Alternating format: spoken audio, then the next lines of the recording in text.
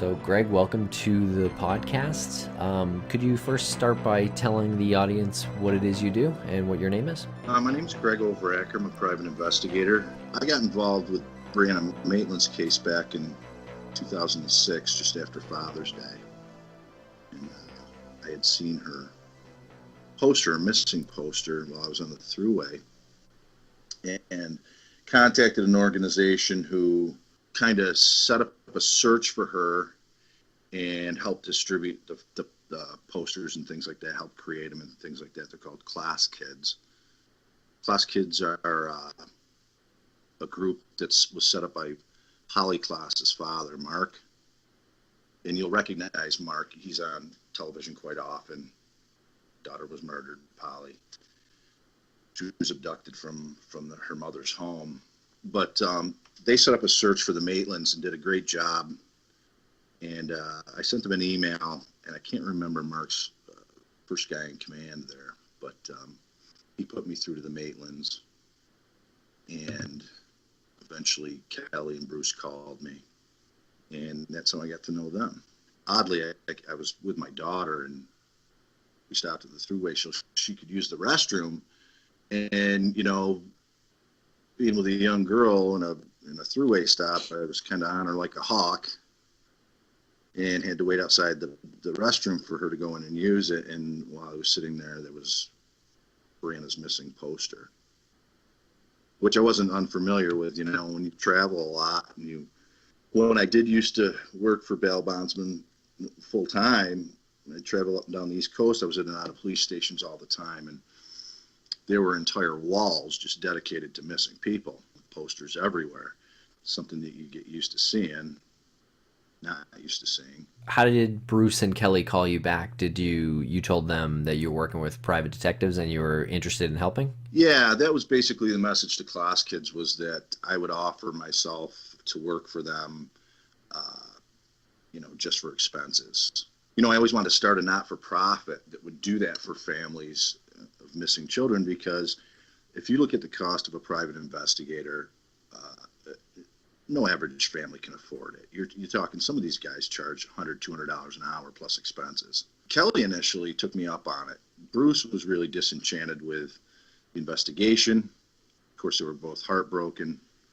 And Kelly and I kind of bonded immediately. But later, it was Bruce and I that became close. And Bruce and I are still friends to this day, very close friends. Were Kelly and Bruce together at the time? They were together at the time. They had actually moved out of Vermont. If you look at where Maura Murray went missing, and you look at where Brianna went missing, of course, the time frame's relatively close, and it's about 90 miles apart.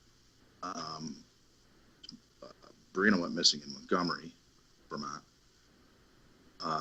But the Maitlands had a hard time living there. If you can imagine, every day when you get up and walk out your door, everyone gives you a forlorn look because of what has happened to your child. And, you know, it's not a densely populated area. Everybody knows everybody. But their house actually had safety measures up. And I asked them about that. Of course, they had some very big dogs, angry dogs, well, at least to me. And alarms on their driveways and things like that. People actually were threatening them, which is an odd thing to think, that misery begets misery. You know, I mean, they're already upset enough as it is, and now people are threatening them. It was threats that came after Brianna's disappearance? Yeah, absolutely. You know, strange little threats would come here and there. And so they protected themselves what little they could. And Did the threats continue after they moved? Yeah, to a degree, yep. How did the threats come? You know, I'd have to ask Bruce about that. You know, at one point, it was odd, after a newspaper article came out, they have a son, Waylon, who lived in Vermont. He also received threats. He received letters in his mailbox, things like that. One of them came to Waylon after a newspaper article was released, which was threatening towards his companion at the time. Without getting into specifics of the details of the threats, was it something, or were any of the threats something where you or law enforcement or the family took seriously in a sense of this is a person who might know what happened to Brianna? Oh, absolutely, yeah. An article was released, written by Hank Albarelli, and he released the most informative articles on Brianna and Maura, as far as I know. And the one that he released named some names, talked about a police affidavit that I found, and we weren't supposed to have the affidavit. So the article was written, and then, there were names in it. And then the threats came to Whalen. Whalen no longer lives there. He's moved since.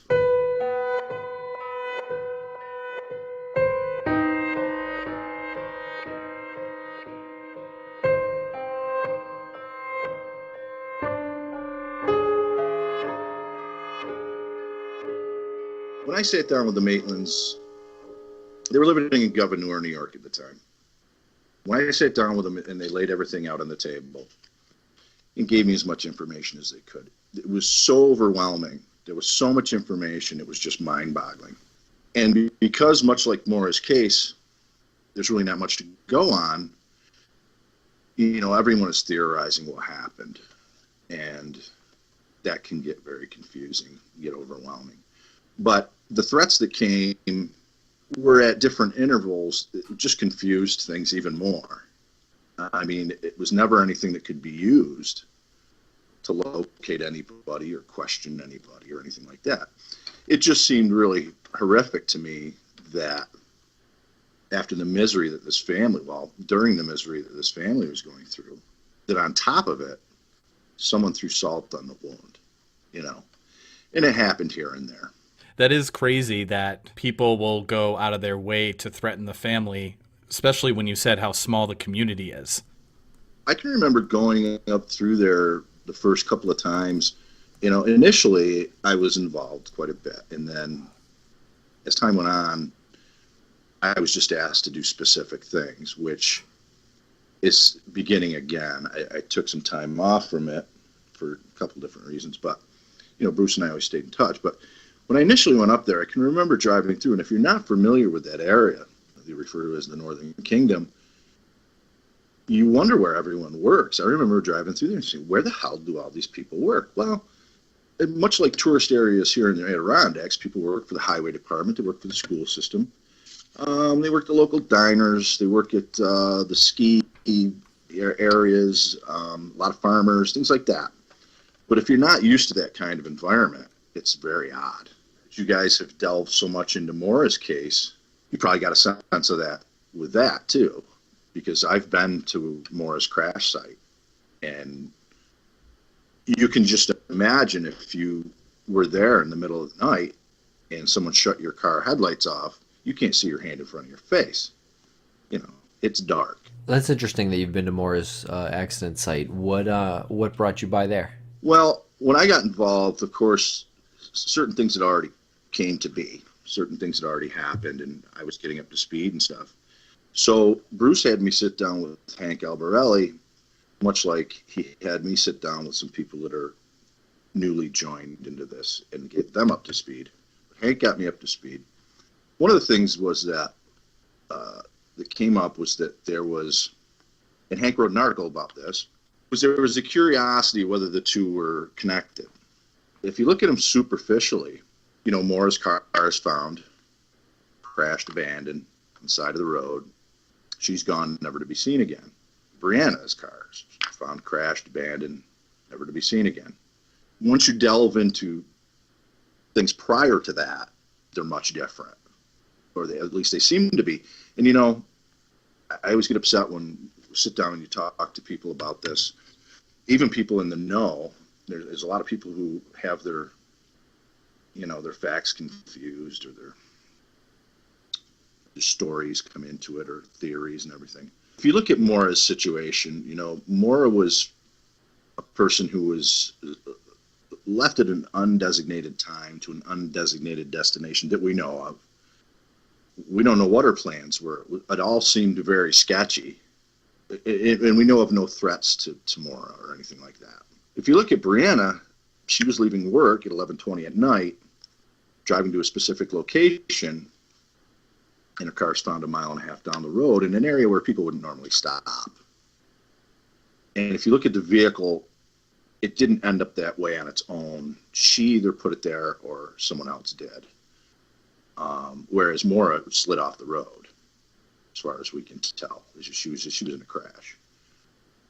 So there's a lot of differences, but it's just difficult to sit, with certain people if they don't know the facts to that part of it. It can get confusing. Superficially, it looks related. You look deeper, it really doesn't. And the state police had come out and said, we don't believe that these two things are related. That's the other thing that brings the two cases together is the fact that as far as I know, both families are kind of fed up with how law enforcement has treated the respective cases, right?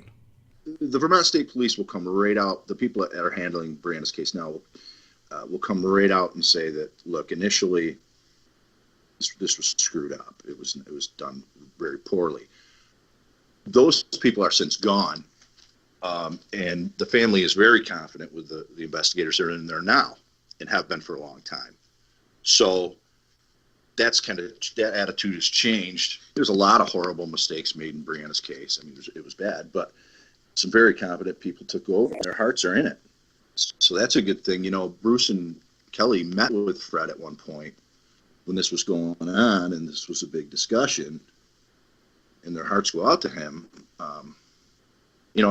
Going back to the whole threat thing, I hate to see when people bash Fred. Really do. I just think it's ridiculous on its face to think that Fred had anything to do with this.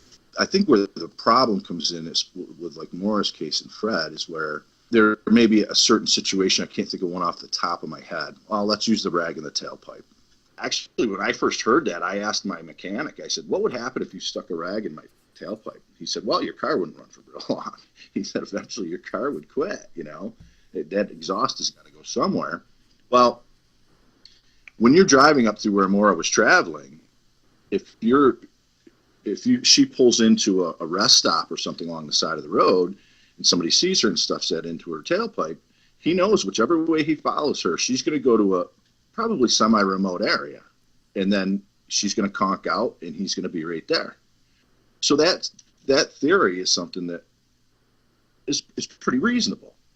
But then the whole talk of, well, Fred told her to put it into her tailpipe so that the car didn't smoke, so she didn't get pulled over and things like that, which I don't know if that's true or not true. I don't know. I'm not really up on Maura's case other than what I've heard on your show and things that Bruce has told me and things like that. But I think that's nuts. I would never tell my child to stick something like that in their tailpipe. But if that's what he did, that's what he did. I don't know if that's what he did. But that's just an example of how people that don't have facts, I mean, I'm sure he's explained that to the police or if that's a fact. It's just something that we don't know. So we can all sit and talk about that for hours and come up with what we can come up with, I've talked about it in the past. I've talked about it for literally months, trying to figure out what that was all about. And I think it's tough to do that and then come to the realization that, yeah, Fred probably already explained it and it's not a big deal. In Brianna's case, she's driving an old 88 that her grandfather gave her, this big old boat of a car that you drive until it's expired and then you move on, but it's your first car that your grandfather gave you, and it is what it is. I mean, you could practically live in the thing. It's so big, it's like driving two couches around. Talk to us a little bit about how the car was found. Brianna's car, when you leave the Black Lantern Inn, which no longer exists, I'm not sure what it is now, if it's even a functioning business, but it was an inn, and she was washing dishes there. She punched out 11:20 at night, and normally she would stay and, have a little something to eat and talk with her coworkers and things like that. But she had to be to work the next morning. So she got in her car and she drove away about a mile and a half down the road. On the left side of the road, which had been on the other side of the oncoming traffic, was a building called the Dutchburn Home. It was what it was referred to locally. It was an old farmhouse. It just sat all by itself. The reason they called it the Dutchburn Home was because two elderly men had lived there all their lives. Someone broke into their home, robbed them, assaulted them. They were taken away to a hospital and never returned home. They both went into nursing homes after that. It was a very sad situation. I think the whole home became kind of known for that. But if you were driving past this house, this farmhouse, you could pull off at a gradual grade across the oncoming traffic, or if you're coming the other way, just pull off the road and pull up in front of the house. Kind of, it's almost looked like that's the way the people that lived there always parked. It was alongside the road, and it sat back a little ways, not too far. Her car was found as though she had pulled across oncoming traffic. Of course, there at almost midnight, there's no traffic, and then backed up at a pretty good clip, backed into the house hard enough to where a piece of plywood that was boarded up over one of the windows fell down on the back of the house. The odd things about it were, the police have some photographs. An officer came by the next day, and he saw the car, and he took some photographs of it. Supposedly, and this is something that we're not quite clear on, picked up a broken necklace and some things off the ground and threw them into the car and left. He got another call and he left. He just figured it was a drunk driver. But if you looked at the car, it was in such a bizarre way that I don't see how he could come up with a drunk driver backing, 30, 40 feet, 45 feet into this house. But that was the story. There was a very credible witness, an older man, who came by around 12:30 and saw the car there with its lights on. 12:30 in the afternoon? No, actually it was 12:30 at night. So there's that time frame where she leaves at 11:20, and at 12:30 the car is spotted there. So in your opinion, the car went from the road directly to where it was found? And not, what I'm getting at is there any indication that the car had been parked and then put into reverse at a later time and backed into the building? Well, we don't know. I mean, there was always the theory that she met someone there, that someone had contacted her. We heard that a lot, that somebody contacted her and said, hey, meet me there, for whatever reason. And, you talk to the locals and they're like, that's, they used to call it the crack shack and things like that. This is out in the country. The kids will all tell you that nobody stopped there. Nobody went there, for that kind of activities. So it was a really bizarre place. But it would have been a place where someone would say, hey, meet me after work, I got to give you something, or meet me after work and we'll have a quick beer and you go on your way, or whatever. So we don't really know. But if you look at the time frame, because we always heard these theories that we heard stories that she had gone to a party and she'd overdosed, and then they planted her car there. The time frame just doesn't fit. I mean, it's got to be a round trip. If you can figure just by the time frame how far she could travel and then come back, she would literally have to go to a party, ingest something, die, and then everybody panics and goes into action and gets her car back there and does whatever they do with her. It would just have to be such a quick series of events. It doesn't seem, I'm not saying it's impossible. It seems incredibly unlikely, though. Right, because what you're saying is she left work at, 11:30, and then this credible witness saw the car with the lights on at 12:30. So yeah, 11:20 to 12:30, yeah. What time did the boyfriend see? Was it her boyfriend that drove by and saw the car? Or ex-boyfriend that drove by that night and saw the car? Because of the fact that they lived in an area that, well, I don't know about you, but my high school was small, so you kind of dated through the class, like everybody did that. But, he was a local kid that she had dated on and off. He was actually coming home and saw the car there at 4:30 in the morning, and he put his lights on it, and he said he thought it was her car. But, in question, I think he was questioned pretty tough. They said, well, why didn't you stop? He said, well, I could tell she wasn't there. And he also said, well, I'd been drinking. He was coming back from Canada. He had been at a bar up there. So he said, there was no need for me to really stop.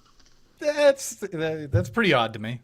That's pretty odd to me. But he did get questioned by the police and was determined that he had nothing to do with any foul play involved. It just seems odd to me. Usually when I'm drinking, like I feel like I'd be more inclined, and maybe it's just me, but I feel like I would be more inclined to stop at something like that. He was questioned pretty well, and he's still up there. He's a local guy, but Like I said earlier, I don't know what the police know. I know that they questioned him really hard. I know that he had a reasonable explanation. And, that goes back into a lot of different things, like with Maura's case too. You start looking at every little thing, and then sometimes there's just a reasonable explanation. And, he said he knew she wasn't there. He could see that she wasn't there. And maybe he thought that by driving away, there's only two directions to drive. Maybe he figured he would see her walking down the road or something like that. But he said he was drunk. He admitted he had been drinking and didn't want to get caught.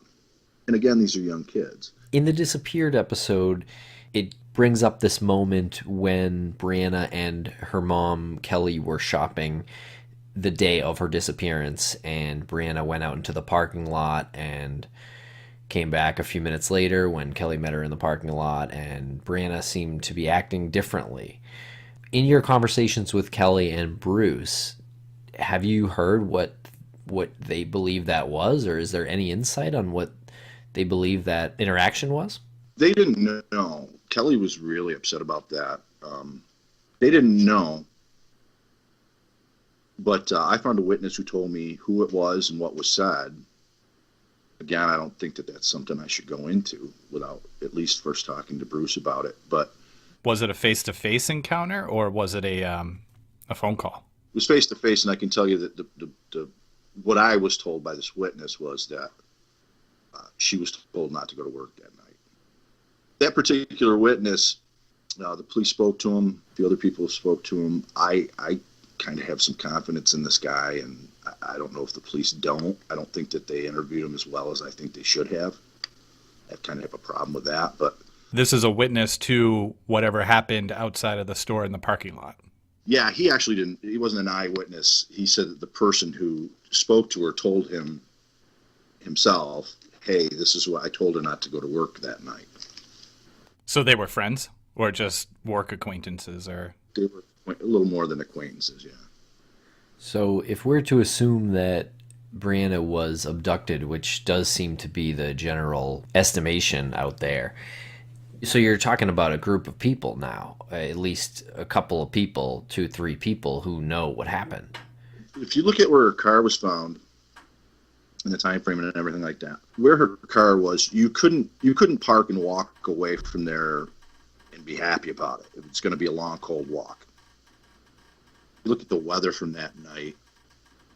The best I could come up with was 8 degrees was the low, and I think 34 was the high for that day. If you were going to abduct somebody and you did it alone, there was all these theories that someone was in her back seat and stuff like that. Well, if someone was going to kidnap her and they were in her back seat, what are they going to do once the car's there? What are they going to do? March her away in the dark? I mean, it's pitch dark unless you're walking by moonlight. But yeah. It's always been thought that there was more than one person involved. If you go through the list of theories of, she ran off on her own, which is the most absurd one I've ever heard. If you believe she ran off on her own, she'd have to have help. She's not just going to ditch her car there and walk away. Someone's going to know. If she did go somewhere and something did happen to her very quickly, someone could come back and dispose of the car, but they'd have to have someone with them.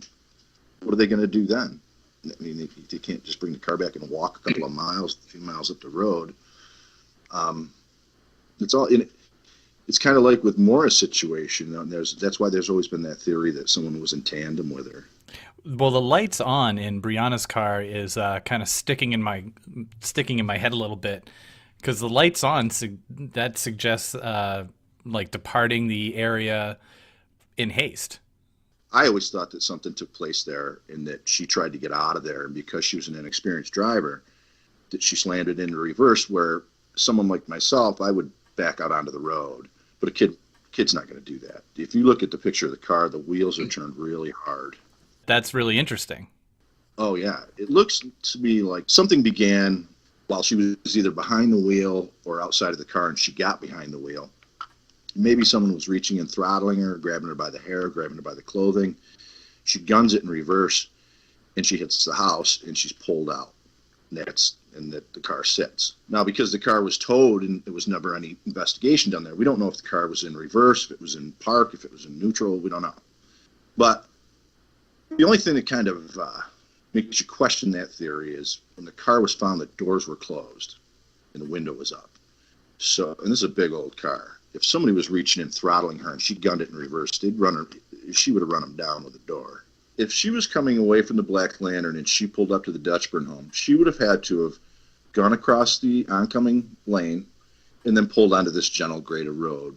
My thinking was if somebody met her there, they came from the other direction, they would now be bumper to bumper, front facing each other. So if something happened and she's attacked and somebody's trying to throttle her or do whatever they're trying to do, and she gets behind the wheel, which it looks like happened, and she guns it in reverse, like I said, I would back into my car up onto the road, but a kid's not going to do that. An inexperienced driver is going to back and try to do like a 3-point turn, yeah, to get out, yeah. Yeah. Yep.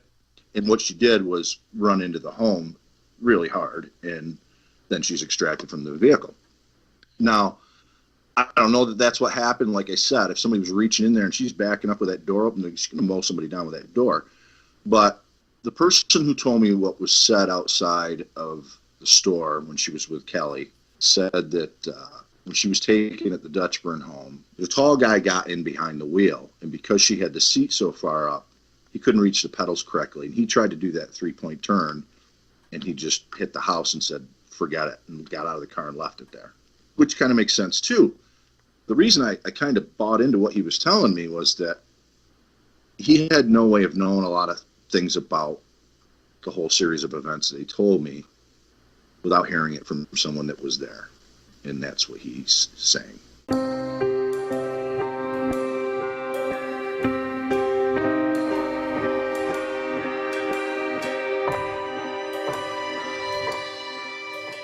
Do you know if there were any other tire tracks from any other vehicle?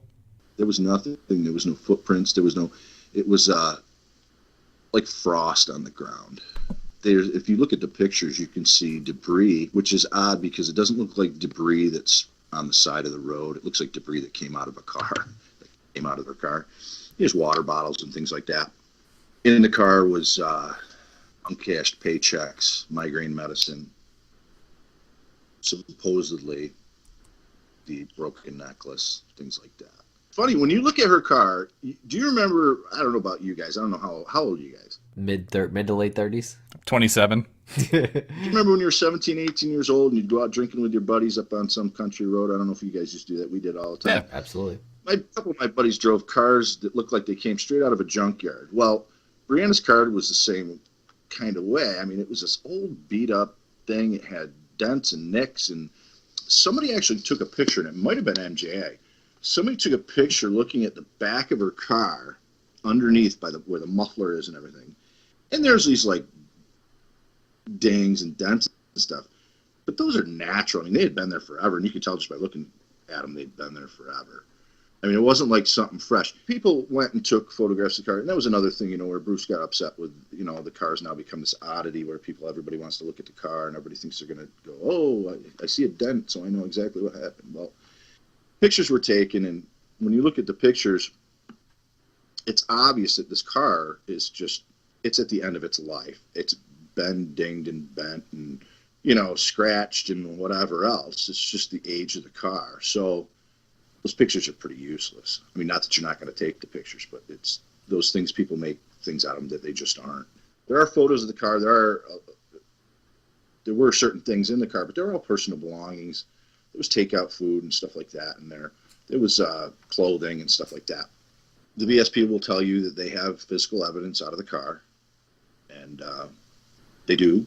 What time of the day? We know that the car was first reported by hikers or skiers, right? What time of the day was that? Yeah, they were a group of guys. They called themselves the World Travelers, and they were leaving Jay's Peak, which is close. You can actually see Jay's Peak from there, I believe.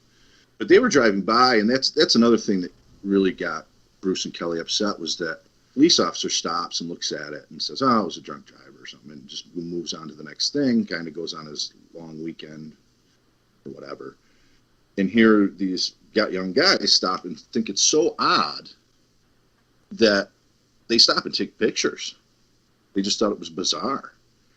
So, and that's the reason that the family and the public really had pictures. I mean, the police officer did snap some pictures while he was there. And, you know, I never talked to him, and I don't know, maybe his side of the story is a little different than what I'm saying, but it seemed bizarre that he would leave and just move on to something else. In my mind, I'd be thinking, what happened here? I mean, this wasn't like somebody slid off the road and went in a ditch. It was purposely backed off the road, and the Dutchburn house sat, I measured it, you're going back 2006, but I couldn't tell you how many feet, but it's a little ways. I mean, she would have had to get that car moving in reverse pretty good and to hit that house. Yeah, it looks like 10 or 15 feet from the road. It does look odd, and I can almost relate to those hikers who stopped and took pictures, because I would think that it looked pretty damn weird too. It had to have gone across the road to get into that position. Again, I think that it looks as though she pulled over across oncoming traffic, pulled over and was stopped there, and that's where she starts to go in reverse. And it would still have been a pretty good little, 30, 40 feet. But, the fact that these guys would stop, it was actually, I think they were on a ski trip. Okay. And they stopped and took photos. And they were in contact with the family after that a little bit here and there when the family wanted to ask them questions. They were really good about it. I mean, I remember the first time I saw this. It is odd. But it's more than odd. This is beyond. It looks like this weird, and I don't want to be disrespectful. It looks like this weird art installation. It looks, with the house that's boarded up. The door of the house, the front of the house, is almost the same color as the car. It looks like this weird art installation or some sort of staged photograph. It's like something you'd see in the show Hannibal or something. Something, yeah. It looks like a set. It looks like a staged. It just looks. It looks like somebody wanted to find it, and it's very odd. And the fact that people they went by it. And it took a group of strangers to be like, wow, that's odd. I'm going to take some pictures. A police officer going to this car and not towing it, not running the plates, is just so bizarre to me. Well, I think what he did do is he towed it away, but then he just took off. And it went to a tow yard. Later, the Maitlands went into the police station when they realized Brianna was gone. They went to the police station and they went in and started asking him some questions, and that officer actually happened to be standing there. And he said, he pulled out a photograph, and he said, "Is this your car?" And Kelly's heart just sank. She said, "I can't believe it. Something's obviously wrong." But, and they rushed over to the tow yard and popped the trunk and stuff like that. And, initially when they went in, they asked him, "Do you have the keys?" And they said, "Yes." And then the guy said, "Well, no, I don't. Our keys have never been found." There was a guy by the name of Bob Cates who offered his services to come up there with a metal detector. It's kind of a hobby of his, and look for the keys, and he did. He didn't find them. But, it was just a bizarre situation to look at. And, over the years, I would get these tips. One of them was a young girl who said, "My boyfriend told me that he was involved and that they ditched her car there purposely, but they were so high at the time that they hit the building by mistake and they just left the car. But they were her point was that they were staging it there, and you don't know what to think. It almost looked as though it's staged. Yeah. With Maura's case, you can look at Maura's car and from the timeline and the witnesses and stuff like that, she was in an accident. This was no accident. She would have had to skid in the middle of the road, slam it in reverse, and drive quite a distance to hit the building. Right. And we're talking, this is, I'm going to say, 11:25, 11:30 at night. I don't think that there are any streetlights here. Right. Even as like a 39-year-old male, I wouldn't park my car there if I'm driving. Like, I have no reason to go there. I have no reason, as a 17-year-old female, I have no idea why I would back my car or pull into this creepy-ass house. The only reasonable thing that we heard, and we heard it quite often, and I think I said it on the show, was that Ramon Ryans and Nathaniel Jackson were two guys that were in Vermont, and their sole purpose for being there, they didn't have any relatives there, they didn't have any friends there. The sole purpose for being there was they sold drugs, they sold crack. The crack epidemic going on at the time. After Brianna's disappearance, an anonymous call came in and said, Brianna's being held in the root cellar of this home on Reservoir Road. So some Fish and Game police officers went up there and approached the house. Initially, Bruce called them and said, you know, if you don't go, I'm going. I'll get some friends and we'll go right now. And they said, no, we'll do it. They did. They got everybody out front and center and asked about it. And they said, we don't know what you're talking about. And they said, can we come in and look around? And they said, yes. So the officers went in and searched the house in plain view, which is probably the only way that they could really have pressed these issues. In plain view was a firearm and some drug paraphernalia and some drugs. So inside the house were 4 people. 2 of them were Nathaniel Jackson and Ramon Ryans. The 2 other were local people, a guy and a girl. This is going to get a little complicated. As far as I know, Keeley was involved with Nathaniel Jackson at one point. Eventually, Ryans leaves town and he goes down to Burlington and sets up camp down there in public housing with a girl named Legia Collins. Legia is selling crack for him, and she goes to a home and she knows the woman in the home, knows the man in the home. The woman decides she's going to steal her crack and her money, so she hits her over the head with a baseball bat, and throws her down some cellar stairs and kills her. She gets her boyfriend and another man named Timothy Cruz. His boyfriend's name is Moses Robar. The friend's name is Timothy Cruz, who had been released from prison for murder. And they take Legia Collins and they take her up to, I believe, to a nature preserve, and they leave her out in a wooded area. Ramon Ryans goes and reports Legia missing. Police go looking into it. They're on to Ellen almost immediately. She didn't go to work the next day. They knew that that's where she had been. They pull her in. They go to they pull over Moses Robar to talk to him. He pulls over on the side of the road and shoots himself. What, in front of the police? Yeah, he just pulls over, puts a gun in his mouth, and shoots himself. Ellen ends up going to prison for the death of Legia. And that's a whole big sad story also. You know, I spoke to Legia's mother, and oddly, the way that they found Legia was her stepfather just went looking for her. He just went looking and wasn't going to stop, and he stumbled upon her. That was the story that I was told. But anyway, fast forward, and Ellen Ducharme, who never goes to trial, there's proceedings and there's records of the proceedings and things like that. But she never goes to trial. She pleads. She's still in prison. She has a sister named Debbie Gordon. Police go to Debbie Gordon's at one point, and they're going to arrest her son on some petty warrant. And she starts screaming at the police officers, if you take my son, I won't tell you what happened to Brianna Maitland. Now, you're talking about an hour or more than an hour away from where Brianna went missing.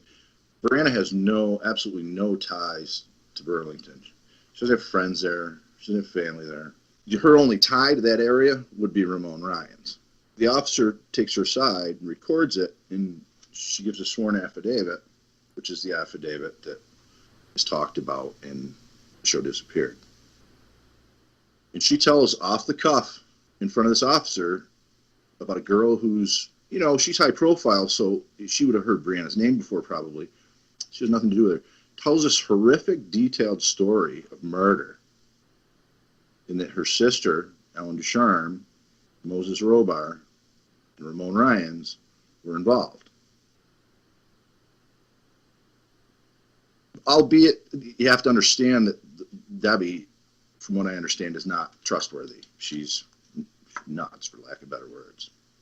But it's interesting nonetheless how she would, after a good span of time, come up with this just like that, out of nowhere, and tell a horrific story that's really detailed, and what happened to her, and people's reaction to it when they were there and it was happening, and the whole 9 yards. When you say really detailed, are you referring to details that are facts, or she just was very detailed in her storytelling? Yeah, this is the statement she gave. She gives a statement of her being put through a wood chipper and her head being removed, and where it happened, not where it happened specifically, that it happened on a farm that Moses had worked on, and all this other stuff. I mean, it gets really detailed, but it's sickening to read. But the thing that I'm fascinated with that is, and if you talk to the police, I think the majority of them will tell you she's just nuts. But I just think it's fascinating that, a couple of years have gone by and it's an hour away, more than an hour away. And someone shows up at this woman's house, is going to pick up her kid on some stupid warrant. She loses her mind and tells us really detailed stories to the cop, lets him tape record it, and gives us a statement. And were there any details that the police heard from her that they knew weren't something that she might have read in a newspaper or something? I don't know. The most I ever got out of them about that, and I didn't really want to push it because, again, they don't discuss things like that with a private investigator. It's not, accepted. But I can tell you they don't believe it. They don't believe it. They don't believe there's any way to confirm any of it. What about Bruce and Kelly? I think it's another situation if they don't know what to think. I mean, if you look at Fred and Maura's situation, he's just lost for words. He doesn't know. He doesn't know anything more than he knew probably the first week. I don't think he has an idea of where to turn left or right. In Brianna's case, the only thing that's kind of keeps you a little inspired is the fact that we believe that there's some local people there, that we think there's a group of them that we know about, that know what happened, and that they just won't talk about it. What do you think it will take to get one of these people to talk? Is this being recorded? Yeah. I think that it's a house of cards. I think that if one does, the rest will. I think there's at least 3 people that know what's going on and what happened. I'm not so sure that Ryans and Jackson, who were made the, kind of the center of that show, I'm not so sure they have anything to do with it at all. There's been another group that everybody's kind of looked at. So I don't know. I think if one falls, the rest will, and it gets far more involved and far more interesting. There's just so many weird twists and turns in the story. It's unbelievable. I can't even believe these parents have had to go through all of this, and it just gets more and more and more bizarre.